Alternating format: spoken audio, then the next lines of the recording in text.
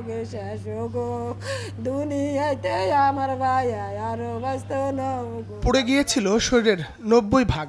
দগদগে ক্ষত নিয়ে 5 দিন মৃত্যুর সঙ্গে লড়াই করে না ফেরা দেশে লক্ষ্মীপুরের সালমা আক্তার স্মৃতি, যিনি দগ্ধ হয়েছিলেন বিএনপি নেতা বেলালের বাড়িতে দুর্বৃত্তের আগুনে।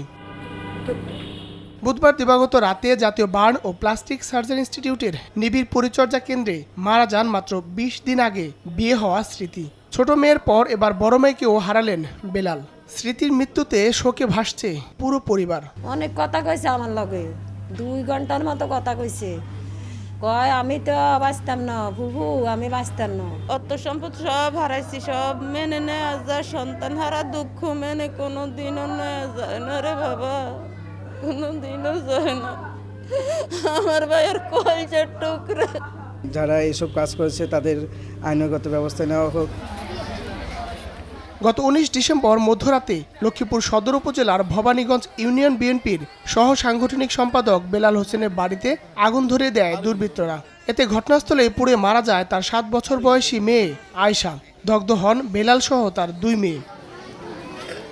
হায়দার আলী, সময় সংবাদ, ঢাকা।